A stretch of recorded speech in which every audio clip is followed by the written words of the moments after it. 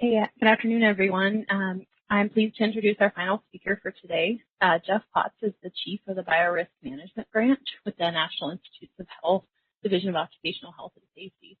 Jeff has worked at the NIH for the past 16 years. In his current position, he's responsible for providing regulatory oversight and expert guidance to the NIH community for matters involving high-risk biological research. His branch implements policies and programs designed to promote a safer work environment for researchers and support staff who conduct work in high containment or maximum containment facilities. Jeff serves as the NIH certifying official for the Biological Surety Program, as well as the director of the National Biosafety and Biocontainment Training Program, the BMBL. Jeff has provided expert testimony for congressional oversight committees during his time at NIH. He is one of the co-authors for the 6th edition of the BMBL, and Jeff has degrees from Michigan State University and the George Washington University. He's been a member of ABSA for over 10 years and is the current co-chair of the awards committee. He is also a certified biological safety professional. Welcome, Jeff. The floor is yours. Okay, thank you, Megan. And give me a second here while I pull up my screen. So it gives me a lot of pleasure that I was introduced by a former fellow from the NBBTP, and the last two correct trivia questions were answered by a current fellow and a previous fellow. So it tells me that we're doing something right with that program. So good afternoon, everybody. I want to thank Front Range ABSA for inviting me to talk. We tried to do this at your annual symposium, but couldn't quite get the approvals in place from NIH to allow me to talk at that time. So for those of you that attended ABSA, I'll apologize now. The slideshow that I'm going to present today is pretty similar. There's a few things that I've added and changed a little bit, but it will be a very kind of 10,000-foot view of the changes in the BMBL here. And I'll be happy to take questions when we're finished. So what's changed? We have really, the editors have really tried to make an emphasis, again, on protocol-driven risk assessment. The book is a set of best practices. Okay? They may or may not fit your activities at your institution or your institution's risk level. So it has to be taken into account when you look at these guidelines and you choose what or what not to use. Again, these are performance-based guidance. These are not a set of regulations. I know there are certain entities out there that will use them or try to use them as regulations, but they are not. There are no BMBL police that will come to your institution to inspect to what we have identified in this book. Going back to 2005, when we started this process, we had a 3-month period of time where we solicited comments from the biosafety community. And then we had a 1-day symposium at the National Academy of Sciences where we had feedback or solicited feedback from the larger community. And really from that group, 4 big things came out, and those were these new appendices. So large-scale sustainability, clinical laboratories, and inactivation of material. So otherwise, the order has not really changed. The new appendices have been added towards the back end of the book.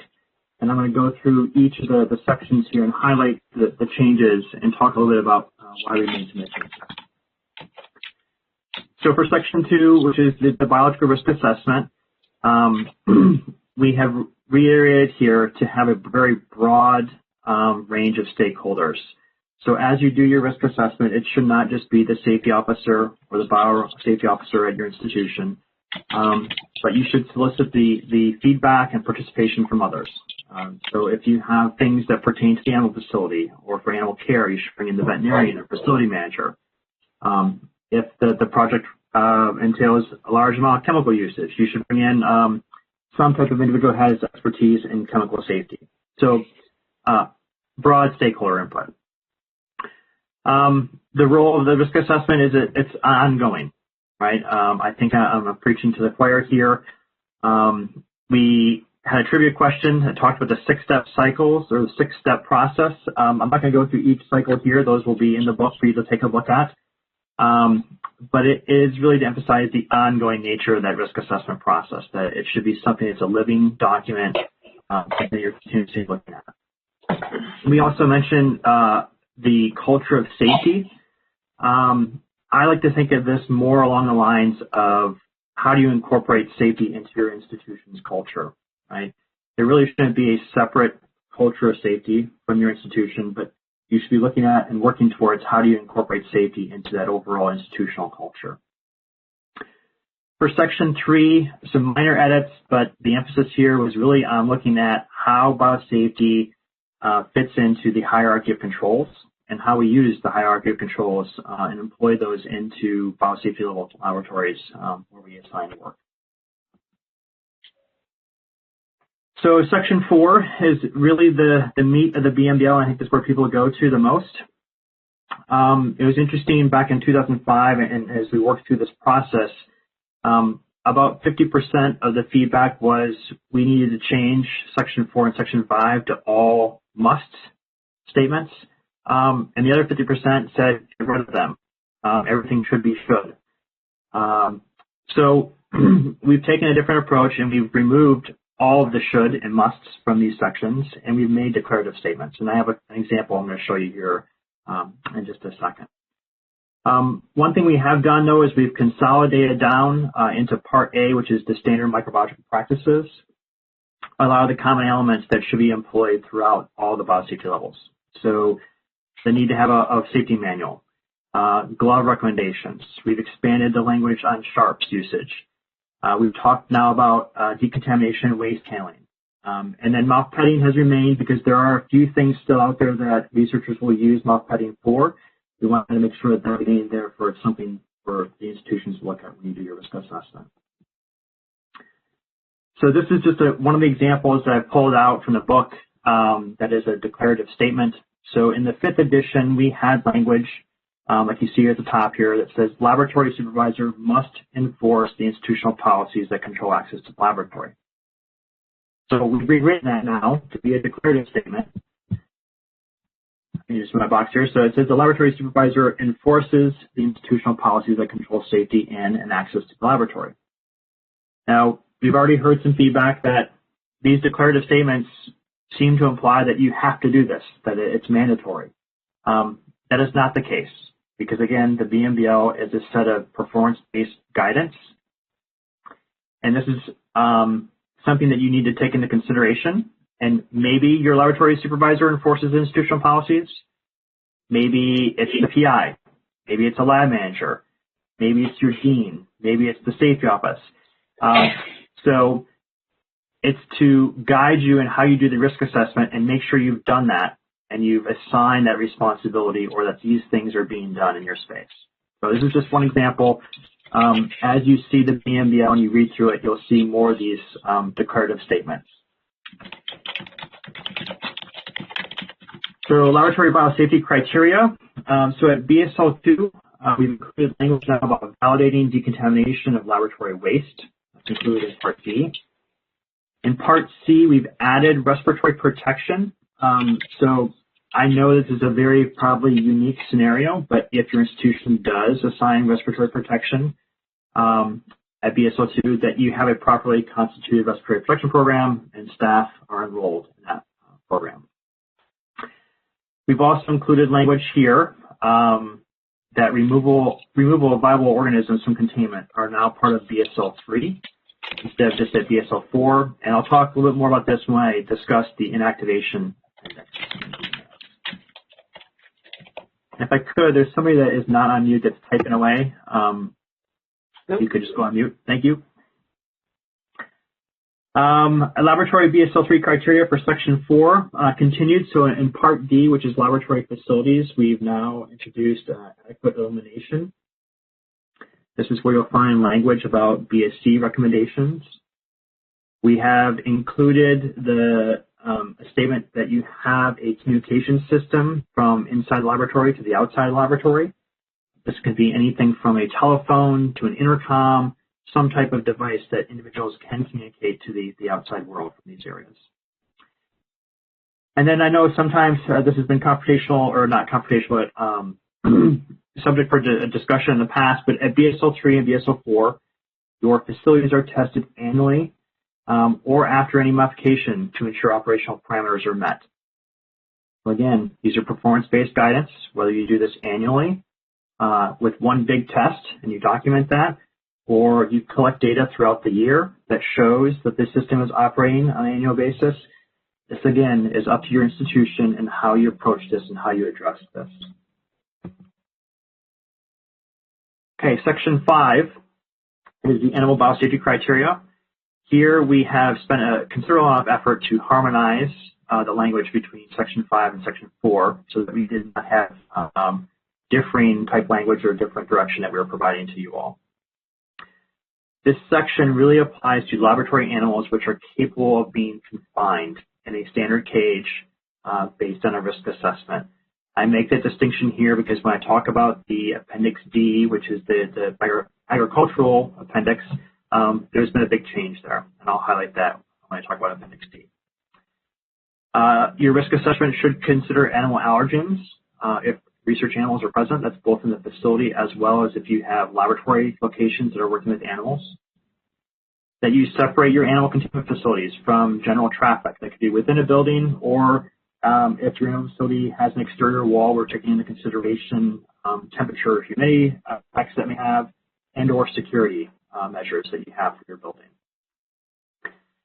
And then for ABSL 4 suit facilities, it's a very small group of people here, but specific information is provided regarding facility recommendations if open housed animals will be held in your facility.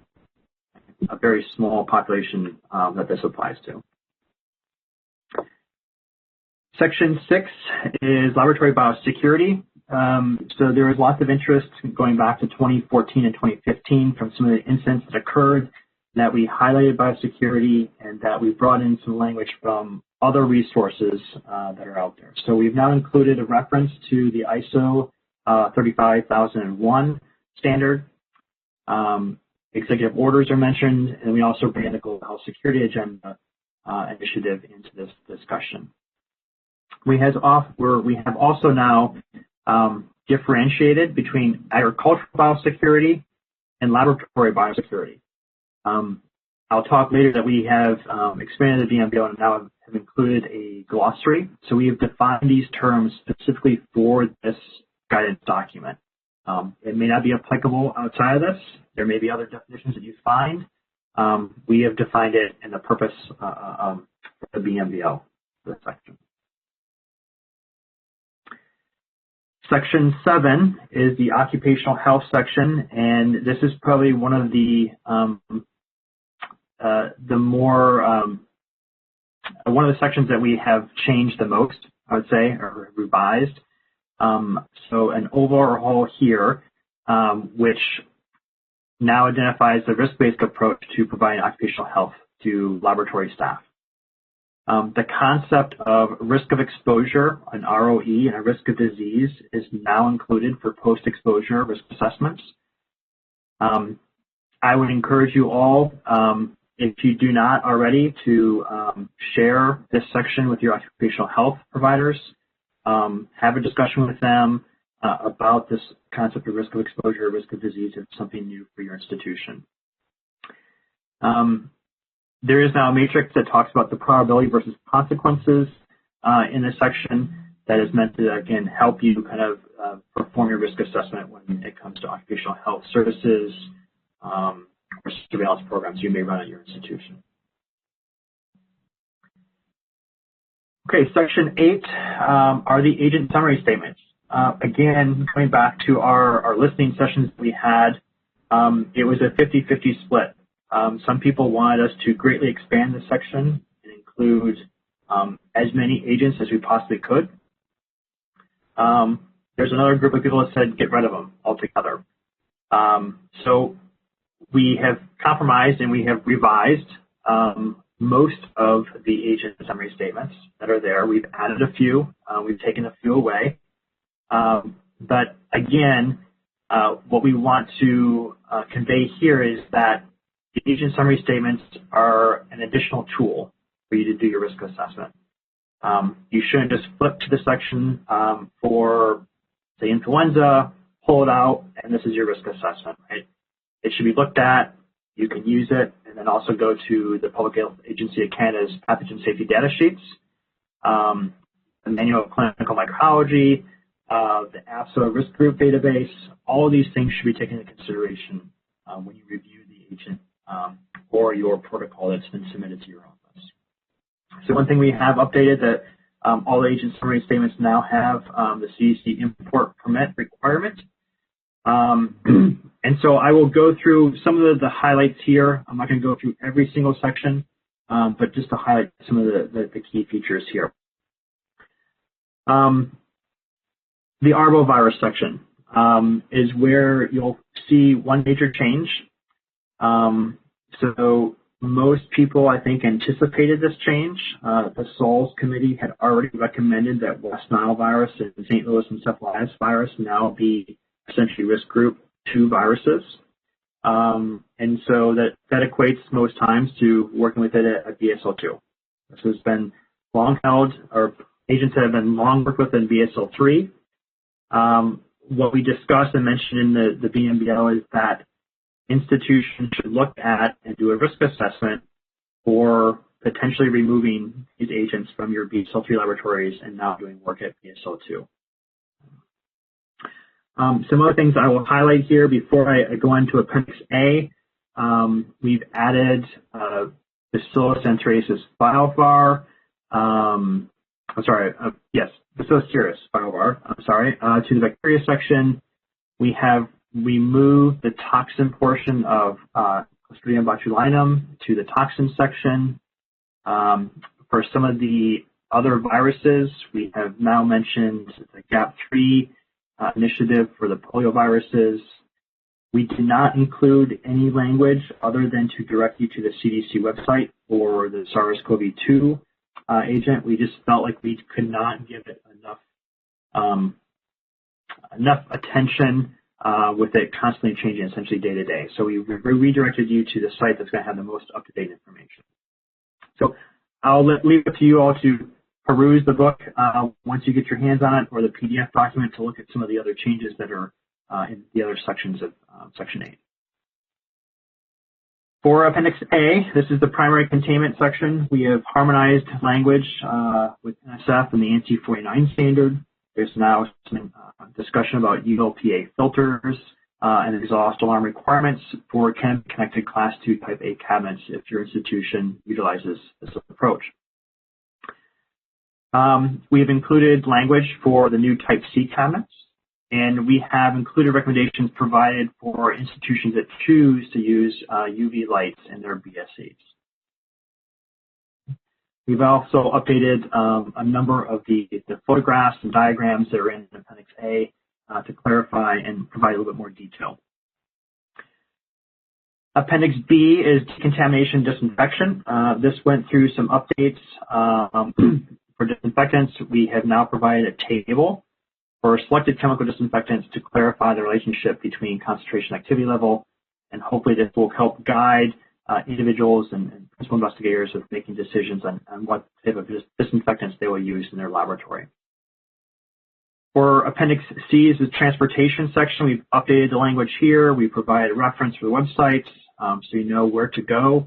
And as I mentioned at APSA a couple weeks ago, once we had a final document that was going through for review, we were notified that DOT now requiring hands-on training for certification.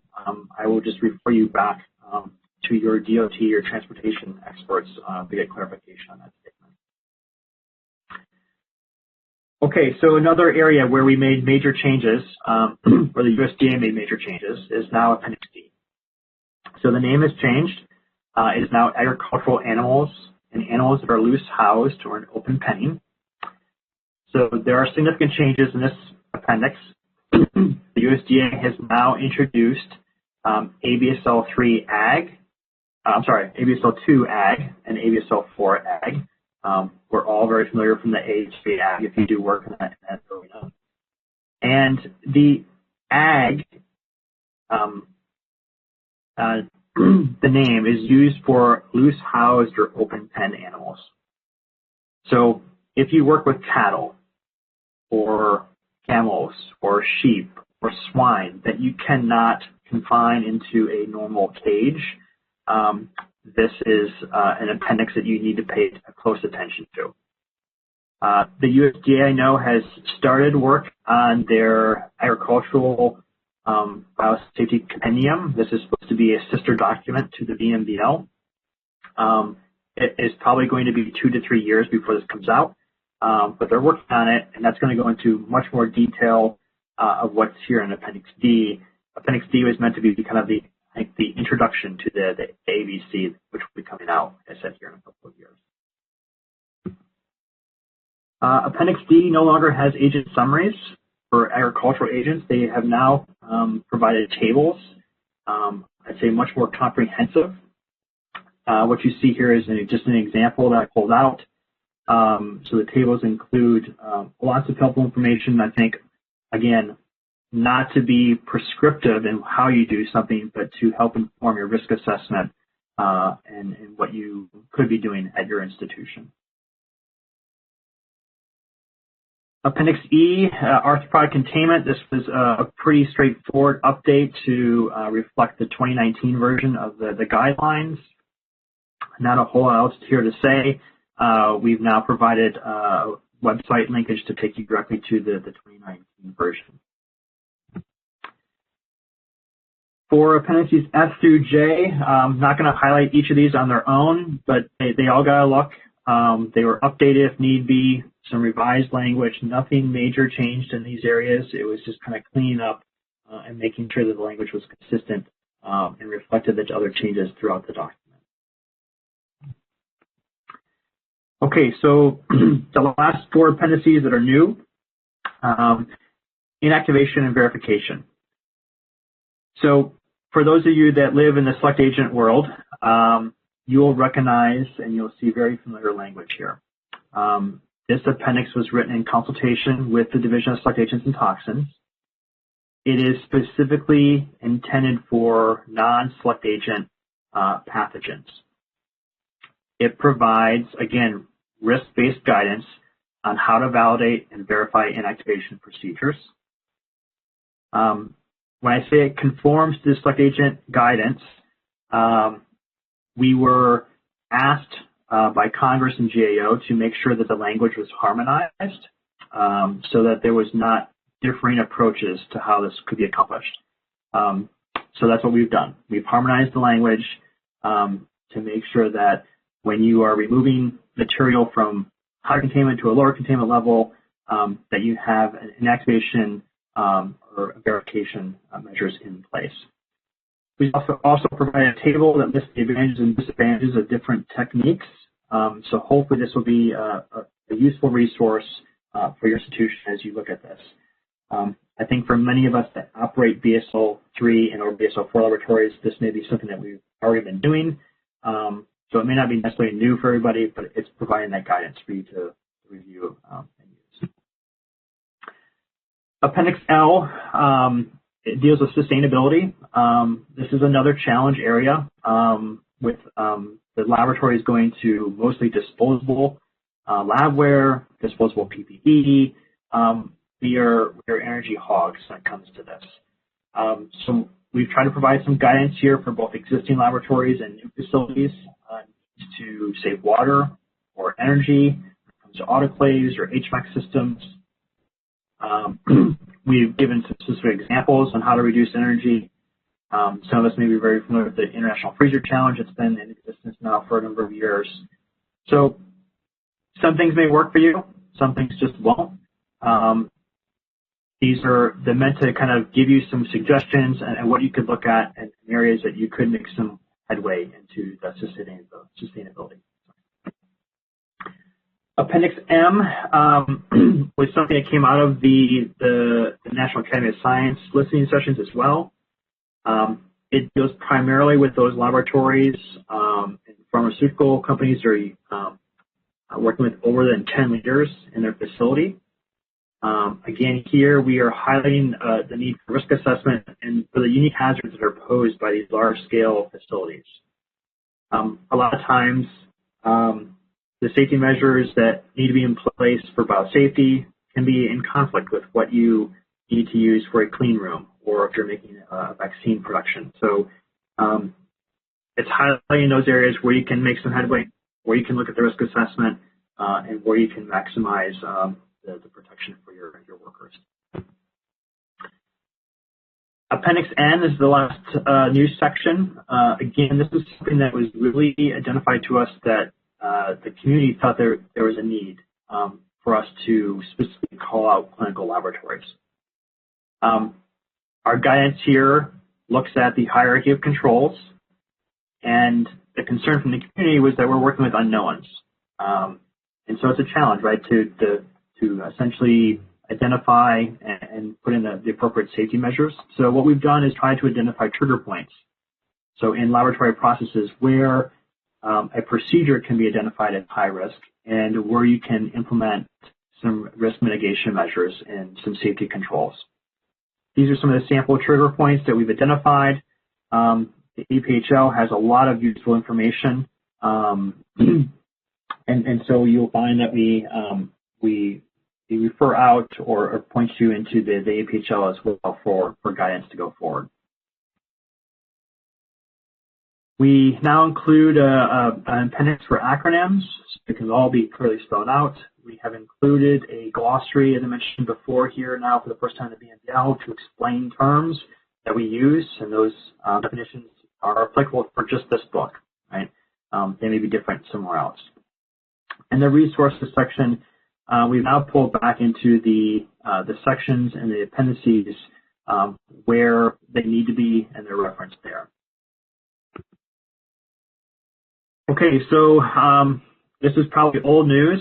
I was amazed by how fast word spread as soon as CDC posted the downloadable PDF on their website, but the electronic PDF is now available on both the CDC and the NIH safety website. It is fully 508 compliant, and that's really what delayed us here the last couple of months is getting that document 508 compliant. You can imagine, if you're familiar with 508 compliance, all the tables, all the graphics had to be essentially readable. Hard copies will be available beginning December 1st. This is the website, CDC Info on Demand, where you can get the book. This is the publication ID. I can tell you, unfortunately at this time, because of the size of the book and the weight, the CDC is limiting orders to one book at a time. That may change once they actually have the books in hand and know what the weight is going to be. But the good news is that it's going to be offered free of cost through the CDC, so there'll be no charge for orders. Also, for the first time, the NIH is providing an email box, essentially for comments, questions, feedback, suggestions for changes. I have already received 2 or 3 errors that people have found, so they're already coming in. This is the email at the bottom, bmblcomments@mail.nih.gov. I can't promise that you're going to get a response immediately, but we will be monitoring this as we go forward. I won't mention the 7th edition. It's not even on my radar screen yet, but a lot of these things will be taken, and if we can, we will update the electronic version, and hopefully we will be able to publish an errata that we can put into the hard copies that you've purchased or that you've acquired from the CDC. I want to thank some people here. So Paul Meacham, I think this drove into retirement, but he was my co-author at the CDC. I'm going to jump down to the bottom here. When Paul retired, Rob Wyant took over the cause at CDC and really helped me get this across the finish line. Without Rob's help, we may still not have the 6th edition out yet. The steering committee early on, Richard Ballman from NIH, Christy Myrick, Teresa Lawrence, Margie Lambert, Patricia De La Rosa, and Debbie Wilson all helped us kind of get started and lay out what this book should look like. We had over 200 authors and contributors from across the biosafety community. that really poured a lot of effort into getting the book to where it is. And then early on, we had editors, contract editors that helped us kind of frame out the book and what it was going to look like and really keep great records for us going forward in the future. So we can very easily, hopefully, move on to the 7th edition.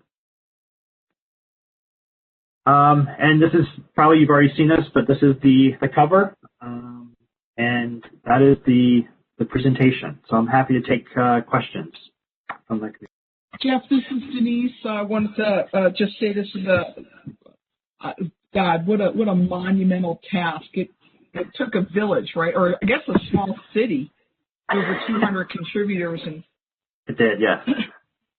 I had an opportunity. I thought, well, I need to come up with quiz questions. Let me start skimming. Yep. I don't think I got past page, I think 40. So I think it's over 600 pages, right?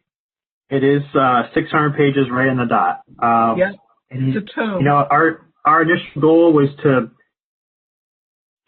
keep it to where it was. I had aspirations of maybe could we make the document a little bit thinner, but with the 4 new appendices, we really we wanted to provide what the community was asking for. Yeah. So that really added a substantial amount. It weighs 2 pounds. Not only is it a desk reference, but it might be really good for a doorstop.